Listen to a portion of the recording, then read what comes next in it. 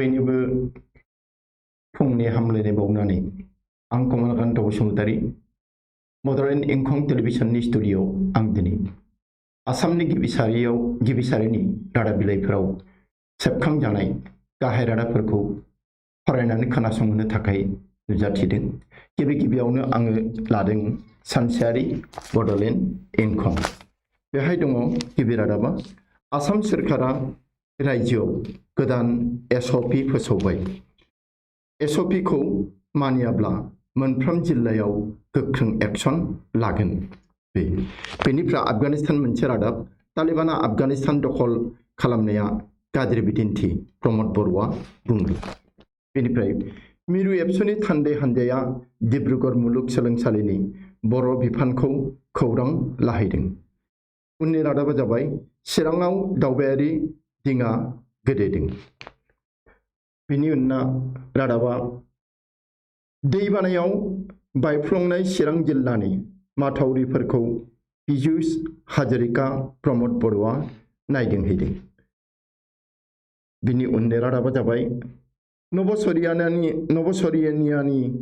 दाबि हाग्रामाया BJPआव हाबनायनि अनगा गुबुन लामा गैया। बेनिफ्राय दिनैनि सुजुथायाव दङ गोनोखो बुहुम आरो जिबनि जोनोमनि जोनोम। बेनिफ्राय रादाब दङ दिपेन बर'आ दैबानाजों खस्थ' मोननाय सुबुंफोरखौ खौरां लाहैदों। बेनि उननि रादाबा जाबाय गोग्लैसोनाय गोरिब नखराव खौरां लाफैदों BTCनि EM रेवरेवा नार्जारिया। बेनिफ्राय खेलानि रादाब हांगेरी ग्रेन्ड प्रिक्स सेबेस्टियान भेटेलखौ फेजेननानै हेमिल्टना बिमुं देरहानो हाबाय। आइजो हकी वर्ल्ड काप भारतआ आमेरिकाजों 1-1 गलाव ड्र गेलेनानै प्लेअफनि थाखाय जायगा लानो हाबाय। मोजां रादाब बियो। बेनि उनाव जोङो गुबुन रादाब बिलाइयाव थांनोसै। इंखंनिफ्राय बेनो उनाव फैबाय जोङो अग्रदूत होननाय रादाब बिलाइयाव। बेहाय दङ जे এবছৰত मोदीर द्रुत जनप्रिय हार मा होनदों बोसोरसेयावनो नरेन्द्र मोदीनि जि पपुलारिटी बेयो जोबोद बाङाय जादों, जोबोद खमायदों। बेहाय मा 66% परिबर्ते 24% अवनमित।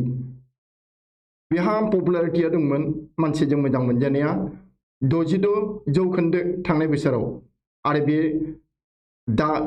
खायबोबाय बेसेबां 24%आवल'। जोबोद गाज्रि आरो। बेनिफ्राय मोनसेया जाबाय मा द्वितीय स्थानाव योगी आदित्यनाथ। योगी आदित्यनाथ दा नैथि जायगायाव दंफैयो। बेबो जोबोद मोजां मोनजानाय मानसिफोरजों। बेनिफ्राय चतुर्थ स्थानावलाय उन्नीत तृणमूल नेत्री ममता आमादमिर केजरीवाल आरो ब्रैथि पजिशनाव थाहैबाय जौगाहैबाय तृणमूलनि दैदेनगिरि ममता बेनार्जी आरो आम आदमी पार्टीनि अरविंद केजरीवाल। दा रादाबा आरो फैबावबाय जे काबुल बिमान कठर पितृमातृक बिसारे कान्दी काटी लेबिजान एति हिहु। बेसेबां अन्थाव बाथाव सासे गथ'आ काबुल बिमान गाथोनाव बिरखं गाथोनाव बिमा बिफाखौ नागिरनानै गाबगु खुगु ओजों खारलाय जादों।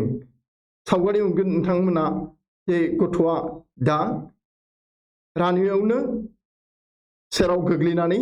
दंसै। बेनिफ्राय 25 टकाकै बारिल रन्धन गेसर सिलिन्डार मूल्य ओंखाम संग्रा गेसआ गंफ्रामबो सिलिन्डारावनो 25 रां करि बारायबावबाय। भारतआव मा जागोन? भितरे बाहेरे शत्रुनि बिसारो तालिबाना ओरैबायदि बुंदों सिङावबो बाहेरायावबो जोङो सुथुर नागिरा, माने सुथुर लुबैया। होमबा बैबो गावसोरनो थाफानांगौ, सोरबा बेरेखा खालामबानो बिनि जाल्लाया दंसै। काबुलर भिसा कार्यालय तलाशियाव हन्त्राकबादीर कारहैनोले हामग्रि काबुलनि जे भिसा होग्रा बे अफिसाव तालिबानफोरा गाग्लोबहैदों आरो माखासे माने जिनिसफोरखौ सेख'नानै लांदों ओरै बुंदों तालिबान रङा चक्रमा जे दिया भारतीय नागरिकक आनिलै सदिखलै जे भारतारिफोरखौ मानो गोख्रै लाबोनो हायाखैमोन बेखौ बुंस'नो हाया दा मैयाबो खुनुरुखुम लाबोबाय आरो दाबो दंबावो 200 सिख मानसिफ्रा पान्जाबी मानसिफ्रा दाबो गंसे गुरुद्वारायाव दङ बेनिफ्राय मेट्रिकर बिखेक परीक्षार बाबे आवेदन 21,000 21 आनजादनि बिजाथि मेट्रिक आनजादनि बिजाथिफोरा गोदानै आनजाद होफिननो खावलायदों 21,000 एसे एनैल' नङा बेनिफ्राय जाबाय मा रायजोत कभिडर नतुन निर्देशना 10 घन्टाले राग हान्थायनर समय जे कारफिउनि सम बेखौ 10 घन्टासिम खमायबाय बेनिफ्राय जाबाय मा सकलबार আজি हपन লাগিছে ডিমাপুৰৰ পৰা সহস্ৰাধিকে আদৰি আনিলে মাতৃক হাবতে কান্দি কান্দি ললে স্বাস্থ্যৰ খবৰ बेनिफ्राय उदालगुरि मंगलदैत बुध माहत बिक्रिया हिखुह हताधिक आक्रांत बे बांसिन प्रसादफोराव बाहायो बुध दालिना बुध गथा बेहाय बिस दंमोन मुलिफोर होनाय बेखौ जानानै गोबां गेदेर आरो उन्दै बांसिन उन्दै जौसेनिबो बांसिन उन्दैफोरा माबा गोग्लैदों लोमजानायाव गोग्लैदों बेनिफ्राय हरिद्रनिर माजेरनि निरंजन बर' महन्तय अलंकृत करिले सत्राधिकाৰৰ आखन निरंजन महन्तआ मोनसे माबानि सत्रनि सत्राधिकार जाबाय बेखौ गोबां साया बरायदों 1400 कौटिर दुर्नीति लिप्त হয় কিদৰে ডক্টৰ বুজৰ বৰুৱা বাহাল তবিয়তে डॉक्टर बुजुर्गा बे कृष्णकान्त सन्दिकै राज्य मुक्त विश्वविद्यालयनि भाइस चेन्सेलर बियो दाबो एसेबां कौटि कौटि टाका जाख्लायनि दायाव थासेयावबो माब्रैहाय माबा मोनखो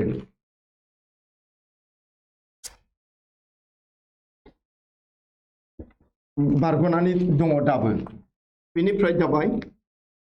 आमेरिकार हते थाकिले आफगानर दरे अवस्था हबो हंकंर टकिअनि चीना ओरैबादि हुमखि होदों हंकंखौ जे आमेरिकाजों जुदि थायोब्ला आफगानिस्ताननि बादि हालोद जागोन गतिके नोंसोरो आमेरिकाजों दाथा जोंजों फैयो आरो तालिबानर पुनरुत्थानर प्रभाव आफगानिस्तानाव CNN সাংবাদিকে পিন্ধিলে হিজাব आइजो सासे खौरांगिरि बे आगोलाव एसे मुखालै रादाब हरग्रामोन रादाब बुथुमग्रामोन बे आइजोआ दिनै CNN-नि बियो दिनै हिजाब गाननांगौ जाहैबाय बरखा गाननांगौ जाहैबाय उफाय गैया काबुলত जेहादिये करिছে जिमत ब्याम बिनोदन उद्याনত अबखर आनंद काबुलाव जिमफोराव तालिबान थिउरियाफ्रा जिम गेलेदों आरो पार्कफोरावबो रंजादों बाजादों बेनिफ्राय 12,000 कोटी टकार बार्षिक उपार्जনের বিশ্বৰ অন্যতম বৃহৎ সন্ত্রাসবাদী সংগঠন तालिबान ओरैबादि कौटि कौटि टाका खामायो तालिबान थिउरिया हान्जाया दा बियो मुलुगनि मादावनो सबसे गोजौसिनाव दङ खालि रायजोफोरनिफ्रायल' नङा गुबुन हादरनि सरकारनिफ्रायबो बिसोरो टाका मोनो आफगानिस्तानाव आतंक सृष्टिकारेर মাজত আছে 2 भारतीय दाबी थारुर जे शशि थारुरा मोनसे गोमोथाव खोथा बुंदों अजद खालामदों आफगानिस्ताननि जि तालिबाननि बे जौगानाय बा आवसारि जानाय बेहाय सानै भारतारिनि आखाइ दङ सोर बा इसोरो नोंथांमोना रादाब बिलाइखौ फरायबा मोननो हागौ मिथिनो हागौ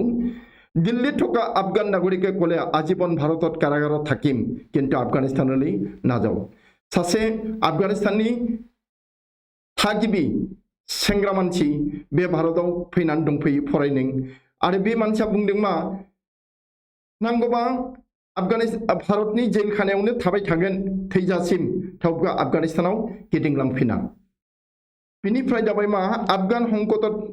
সংকট সন্দর্ভত বাইডেনে কলে বিনা যুদ্ধেরে হার মানিলে আফগানিস্তানের হাক খেনা বাহিনী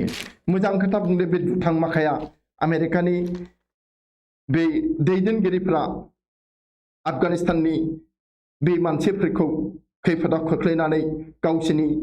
सान्थ्रिफोरखौ बोखांना लाबोनानै दुथां बाथ्रा बुंदों बे एसेबो बरायजाथावा सरकारनि मिथ्या अभियोग बारिছে कठोर শাস্তির পক্ষতা दिल्ली उच्च न्यायालय दिल्ली हाइकर्टआ मोनसे खोथा बुंदों नंखाय बाखाय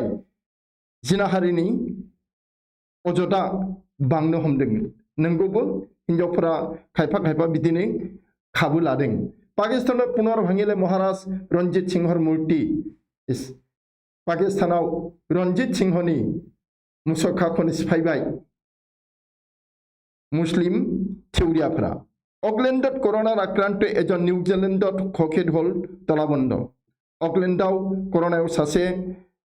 गाग्लोबजादों आरो निउजिलेन्डआव तालाबन्ध बा लकडाउन फोसावबाय बिनिफ्राय खेलानि रादाब पाकिस्ताननि बिरुद्धे खेलि भारतर अभियान जे पाकिस्ताननि बेरेखायै भारतआ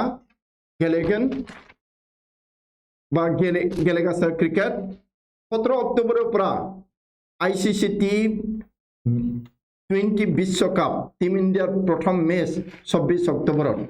24 অক্টোবরাव পাকিস্তানनि बेरेखायै गेलेगोन बेनिफ्राय असुस्थ नीरज चोप्रा जेभलिन खुबैनानै सनानि मेडेल मोननाय टकिअ अलिम्पिकआव बे नीरज चोप्राया माबा लोमजादोंनो जाहाथे थाब हामो बेनि थाखाय आं गसाइनि खाथियाव आरज गाबबाय बेनिफ्राय जोङो गुबुन रादाब बिलाइयाव थांनोसै बे रादाब बिलाइया आमार रखम बेहाय दङ कलकातायाव ककाल बेका हइसे मध्यबित्तर मिडिल क्लास होननाय जायहा जेथिंबो उफाय गैया सरकारनि अनसुंथाइबो मोना रेहायबो मोना सबसे गोरिबथार और सबसे धनी बिसोरानो भारत हादराव एसे मोजां जागासिनो दं बेखौनो होनदों टेक्स आरि होनानै सिं गेद्दा जानाय जाबाय गेजेर थाखोनि मानसिफोरा बेनिफ्राय आजब एसपि बिया 25 जन सभात 200 जन मा होनबावनो गोदान एसपियाव मा दङ हाबायावलायनो 25ल' मानसि थाना मोनगोन आरो मिटिंफोराव 200 सानैजौ 25 मानसिजों हाबा मोनसे खुंनो हाया जानो हाया तालिबान प्रत्याह्बान आफगान रमनिर तालिबाननि बेरेखायै होख्रावदों आफगान आइजोफ्रा साहसिनी मालाला जारिफा आरो खालिदा बे आइजो साथामा जों मिथिगौ नबेल बान्था मोननाय इउसुफजाई मालाला आरो गुबुन सासे जारिफा आरो खालिदा मिज' हिमान्त पुनर गुलियागुलि मिज' सेमनायाव आरोबाव सिलाइ गावलायनाय गुलि गावलायनाय जादों हाइलाकान्दित कारफिउ बेखायनो हाइलाकान्दियाव कारफिउ होनांगौ जादों रङा चकत देखुवायो भारतक बन्धुत्व प्रस्ताब तालिबानिर मेगन गोजा खोन्थादों नाथाय भारतखौ मेगन गोजा खोन्थादों अब्लाबो बिनि गेजेरजोंनो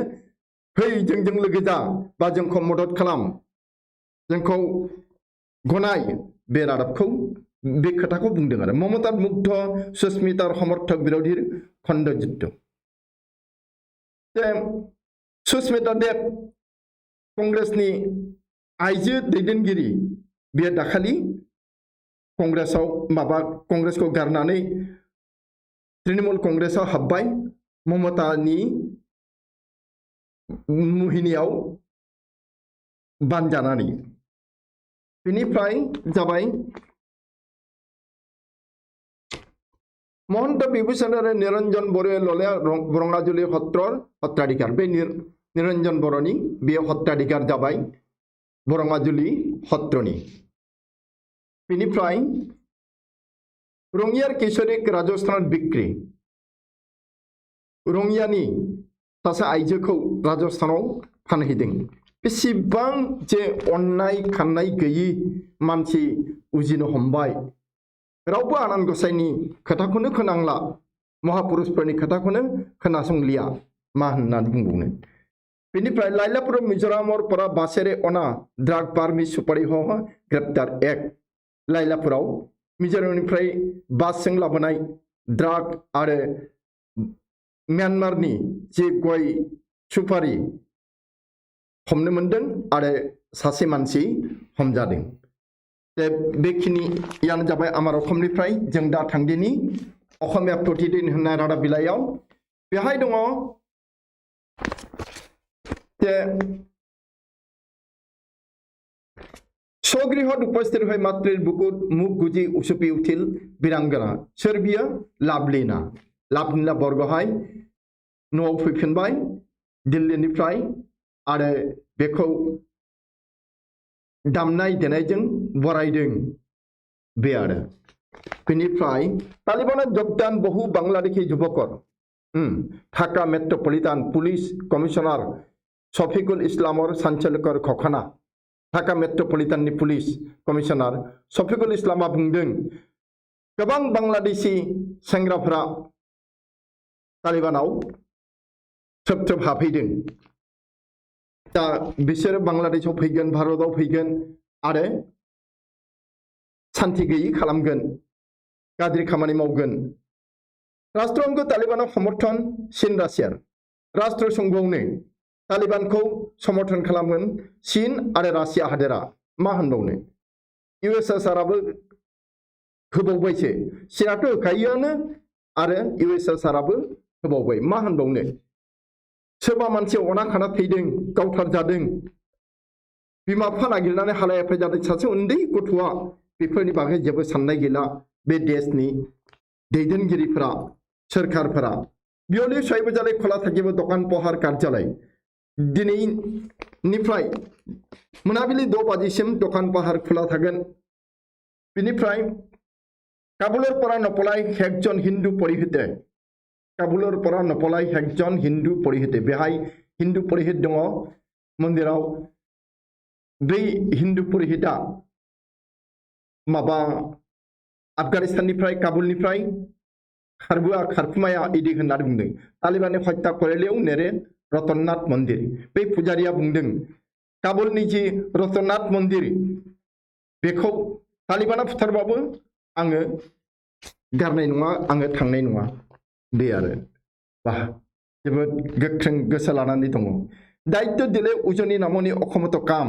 करिम बिबान होयोब्ला तृणमूल कंग्रेसत जगदि दिल्लीत सुस्मिता साना बुंदों जे आसामनि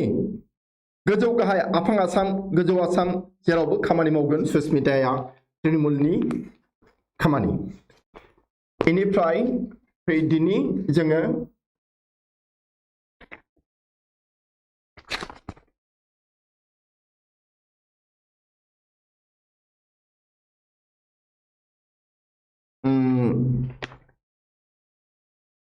छब्बिस अक्ट'बर दुबाइआव भारत आरो पाकिस्ताना 24 अक्ट'बराव क्रिकेट खेलायाव मोगा-मोगि जागोन बे एफआई विश्वविद्यालय आंतर्जातिक फैकाल्टी डेवलपमेंट प्रोग्राम एफआई यूनिवर्सिटी आगरतला बेहाय इंटरनेशनल फैकाल्टी डेवलपमेंट प्रोग्राम जागोन उत्तर पूर्वांचल घरते डिजेल जगानर प्रक्रिया आरम्भ सा सानजा भारताव डिजेल खौ न' जगान हमगोन बे खोथाखौ बुंदों जौ नङा डिजेल होगोन एबार बेनिफ्राय दिल्ली कैबिनेट कमिटिर जरुरी बैठक मंत्री आफादनि मिरु मंत्री आफादनि मोनसे इमारजेन्सि मिटिं दिल्लीयाव आफगानिस्ताननि थासारिखौ लानानै गोबावसो जाबावबाय बेनिफ्राय जाबाय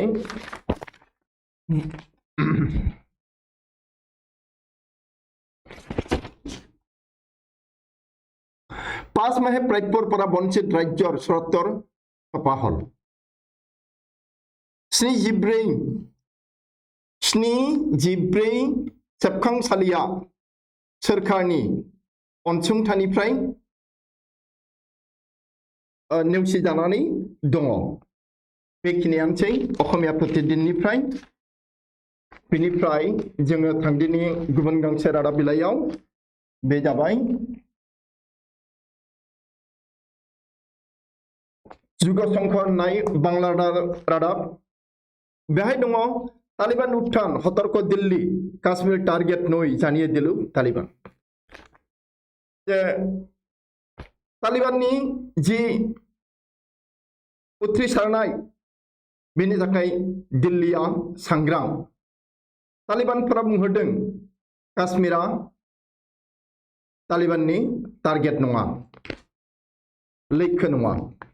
काश्मीरखौ सेया बा काश्मीराव हमला खालामफैया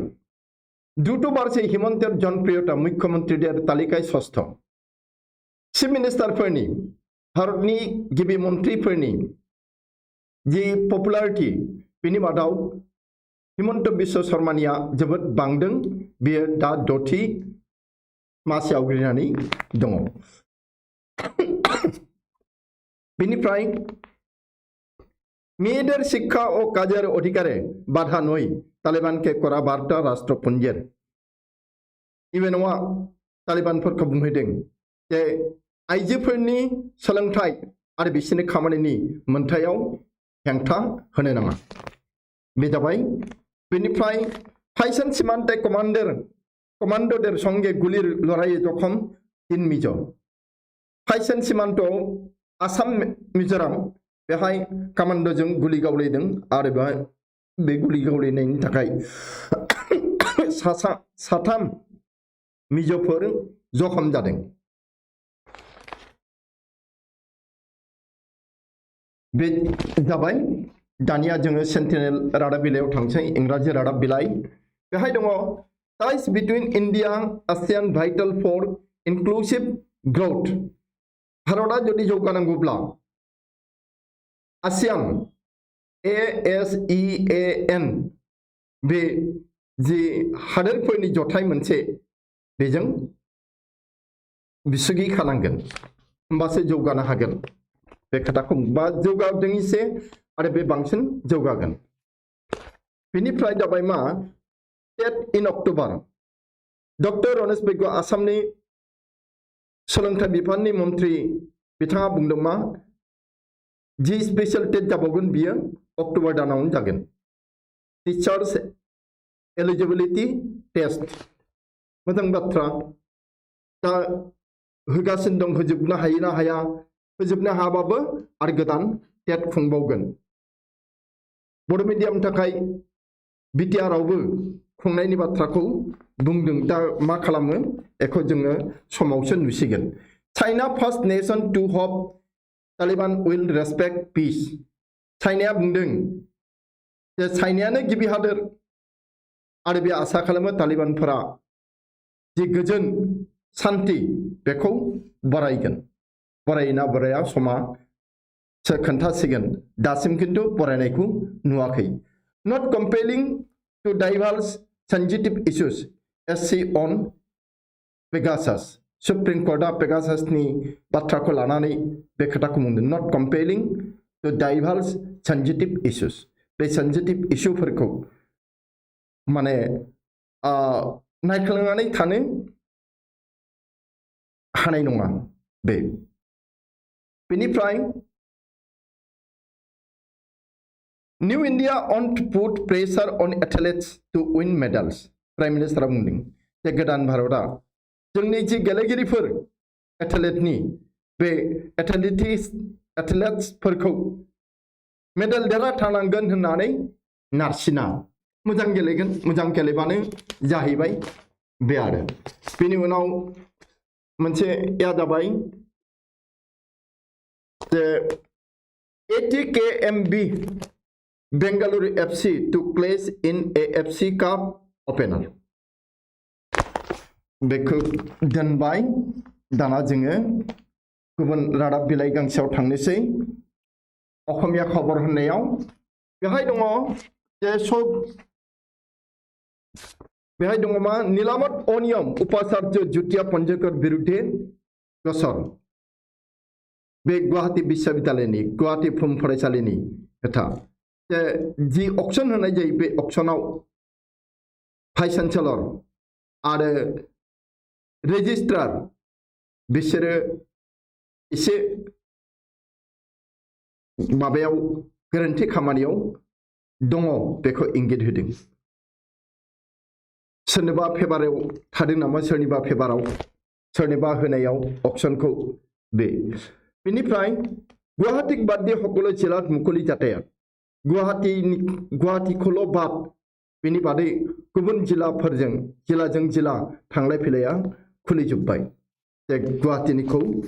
खुला खालामद्रायाखै चिराङाव बाहारपाति जलसम्पद मन्त्री बिजुसर बान खहनिया परिदर्शन चिरां जिल्लायाव फैनानै आसाम मन्त्रि आफादनि मन्त्रि सासे बिजुस हाजरिकाया प्रमद बर'जों लोगो नांनानै जेराव मेरावनो दै खुरखानाय आरो दैबाना नायदिंदों सोरां बेपारी दाले दाले अखम पुलिस पाटे पाटे कासार गुवाहाटी जब्द 60 बेग बार्मिस सुपारी बे हमगासिनो दङ बार्मानि म्यानमारनि गय सुपारी आरो ड्रागबो हमदों आसाम पुलिसा आरो बेहाय जाफुंसारनो हादों कोविड प्रोटोकल भाङि मासुल लय अफलाइनाव छात्र छात्री नाम भर्ती नै बब्बा कलेजफोराव स्कुलफोराव अफलाइनावनो फरायसाफोरनि मुं थिसननाय जागासिनो दङ कोविड प्रोटोकलखौ मानियालासिनो बेनिफ्राय तालिबानर हन्त्रागत दिखाहारा आफगान जनता आफगानिस्ताननि नोगोरारिफोरा जोबोद हालाय हाफायाव गोग्लैदों सिन्थायाव गोग्लैदों फैदों जे तालिबाननि जि उदखारि जि आवसारि बेखौ गिनानै बेनिफ्राय अक्ट'बर 10 शीघ्रै 23,000 शिक्षक नियुक्ति शिक्षा मंत्री डॉक्टर रमेश पेगुआ बुंदों जे अक्ट'बर दानाव टेट आनजाद जाफिनबावगोन आरो 23,000 फोरोंगिरिफोरखौ थिसनबाय इसोरनो एपइन्टमेन्ट लेटार आखाइ गथायबाय बेखौ होनदों आरो बेनिफ्राय जादोंमा অসমৰ বহু সংবাদ মাধ্যমে বিজেপিৰ মুখপাত্ৰ হৈ কাম কৰিছে সাংসদ গৌৰৱ গগৈ एमपी गौरव गगैया कंग्रेसनि बिथाङा बुंदोंमा गोबां रादाब बिलाइफोरा बिजेपिनि जानानै खामानि मावगासिनो दं रादाब फोसावगासिनो दङ केन्द्रीय मन्त्री सर्बानन्द सनोवालर आशीर्बाद यात्रा प्रस्तुति सम्पर्कीय हवा जे सर्बानन्द सनोवाला आसामाव फैगासिनो दङ मिरुनि सासे मिरु कैबिनेट मिनिस्टार जानायनि उनाव बिथाङा फैयाखैमोन दा फैगोन जुबुटिक ब्लेकमेलिं करि ग्रेप्टार रेकिबुद्दिना सोरबा सिख्लाखौ ब्लेकमेलिं खालामदों आरो बे हमजाबाय रेकिबुद्दिन माने बे एमएलए रेकिबुद्दिन जानाय नङा बेखौ हमबाय बे तेजपुरनि बे जे सासे बर' आइजोआ बर' सिख्लाया गावनि जिउखौ फोजोबनानै लादों बे गाज्रि मानसिनि पाल्लायाव गोग्लैनानैनो बेखिनियानोसै दाना जों थांदिनि गुबुन मोनसेयाव दैनिक जनमभूमि बेहाय दङ प्रेमर सलना नैबे बेनो आगोलाव फरायनाया प्रेमर सलनारे तेजपुरर जुबती मृत्यु मुखले ठेली दिया रेकिबुद्दिनक ग्रेप्टार बे रेकिबुद्दिन लांसुनियाखौ पुलिसा हमनो मोनबाय बेनो बे बर' आइजोखौ सलना खालामनानै गोसो थोफ्लानानै बाबायाव भिडिअ भाइरेल खालामदों गाज्रि सिनारि बे बर' सिख्लानिबो गोरोन्थि जादों मानो एसेबां गोरलै फोथैनानै गावनि देहाफोरखौ खोन्थादोंमोन अखिल गगैर अहमिका आचरणत खुद्द कंग्रेस राज्य दलर मित्रता नाकस कंग्रेस दलनि दैदेनगिरिफ्रा अखिल गगैनि जि आखु बेहाय गोजोननाय मोनाखै रायजोनि दोलोजों रायजो दल होननायजों अखिल गगैनि दोलोजों कंग्रेसआ बिसुखि खाया होननानै फोसावबाय बिनिफ्राय जाबाय मा तालिबान सरकारनानै चीन रासियान समर्थन बाइडेनर स्पष्टीकरण बिना युद्ध आफगानिस्तान नेतृत्व आत्मसमर्पण करिले बाइडेना जो बाइडेना बुंदों लाजिथाय बुंदों माने थगायबाय आरो खोथाखौ दस्रा रोखोमै बुंबाय दावहा नाङा हलासिनो आफगानिस्ताननि दैदेनगिरिफोरा गावखौनो गथायबाय तालिबाननि आखायाव सारेन्डार खालामबाय बे खोथाखौ बुंदों आफगानिस्तानाव तालिबान साधारन क्षमादान घोषणा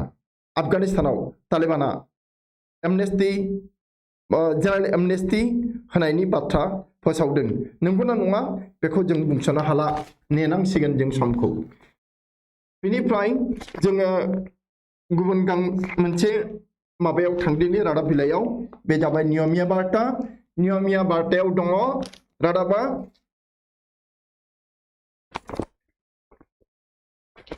बाखगृहत बिखाल केक काटि लाभलिनार विजय उत्सव पालन बिराद केक हानानै लाभलिनाया गावनि न'आव पार्टी खुंदों बेफोरो बाराद्राय जालायलांबाय नामा बुंस'नो हाला बिनिफ्राय जोङो मोनदों पेगासास बितर्क 10 दिনের प्रतिवेदन दाखिलर निर्देश पेगासास बै संगालिनि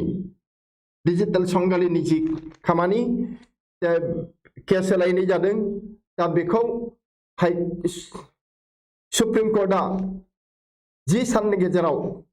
रेबसुंहोनो थाखाय थिनदों बेनिफ्राय रुपी हास्पाताলত जीवित नवजातকক मृत्यु घोषणार अभियोग आयु गथ' थांनानै दं उन्दै गथ' गोरलै गथ' बेखौ गोथै होननानै थैबाय होननानै फोसावदों बेसेबां अनाखाना बेसेबां अथासार ना डाक्टर ना नार्स बिसोरनि खोथाखौ मा बुंबावनो हारियाना नाबालिका पलुवाई आनि आरक्षीर जालत नामरुपर युवक हारियानानि सासे उन्दै सिख्लासाखौ लांखारबोदों आरो बियो नामरुपनि बे पुलिसजों हमजाबाय नोंथांमोना रादाब बिलाइखौ बुथुमनानै फरायदो मोजाङै मिथिगोन बिनिफ्राय जोङो गुबुन गांसेयाव थांदिनि गुबुन गांसे रादाब बिलाइयाव बे जाबाय दैनिक अखम बेनि जोबथा रादाब बिलाइ दिनैनि ओरै होनदों लकडाउननि जीवन दुर्बिबह करा कंकन दिलीप सुभाष चन्द्र कथा साथाम मानसिल' नङा आरो दंबावो कंकन दिलीप सुभाष मोननि बे जाथाय बेतर परनि मारिबोलै कठिन संग्राम उदैनि उखैनायखौ सुग्लायहोनो थाखाय बिसोरो जोबोद खामानि मावदों दा नोंथांमोना रादाब बिलाइखौ फरायबा मिथिगोन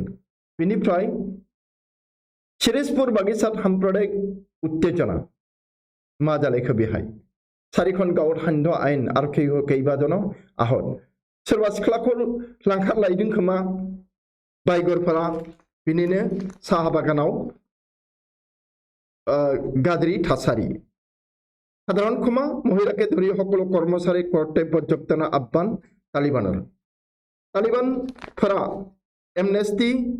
जेनेरेल एमनेस्टी होदों आरो नंखायना नंगौ जे आइजोफोरखौबो गाव गावनि खामानियाव माने साख्रिफोराव जइन खालामफिननो थिनदों बिखेक बिमानारि আহিल राष्ट्रदूत देरह भारतीय मोनसे जर'खा एर'प्लेनजों बिरखंजों 150 भारतारिफ्रा आफगानिस्ताननिफ्राय काबुलनिफ्राय हादोराव गिदिंफिननो हाबाय आन्तर्जिल्ला यातायात अहन्तुष्ट बास मालिक चालक जे जिल्लाजों जिल्ला थांलाय फैलाय खुलिदों बा खुलि बेखौ लानानै बास मालिक आरो ड्राइभार आरो हेन्डिमेनफोरा गोजोननाय गैया जादों बिसोरहा जोबोद खहा जाबाय दा 80 कौटिनिबो बारा जाबाय होननानै बुंदों आरो बेनिफ्राय राज्योत नतुन जनजातीय बेल्ट ब्लक गठन प्रस्तुति आसाम राज्योआव गोदान नै ट्राइबेल बेल्ट एंड ब्लक बानायनो थाखाय लाहार फाहार खालाम ट्राइबेल हंग राजो चक्र बिखयर गोपन जरिब ट्राइबेल संघ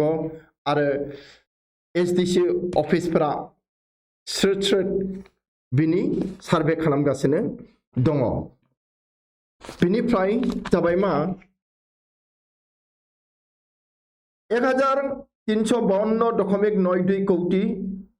टकार पेकेज घोषणा मोनसे पेकेज फोसावदों 1352.92 कोटी टाकानि उत्तर पूर्व कोविड व्यवस्थापना पर्यालोचना केंद्रीय स्वास्थ्य मंत्री बे मिरु सरकारनि जा सावस्रि बिफाननि मंत्री बिथाङा नर्थ ईस्टआव कोरोनानि थासारिखौ अबजार्भ खालामदों आरो बेजों जुजिनो थाखायनो बे रांखौ हरनाया बेनिफ्राय सर 30 कोटी टकिया केलेंकारि क्लय PIL 30 कोटी रांनि केलेंकारि जाख्ल'नाय अबेनि बियो बे 30 कोटी राङा ओइ दैमा सेर बा सर एलेकानि जौगाथायनि थाखाय होजानायमोन नाथाय बेखौ सोरबासो जाख्ल'जोब्बाय खोमा बेनिफ्राय जाबाय जे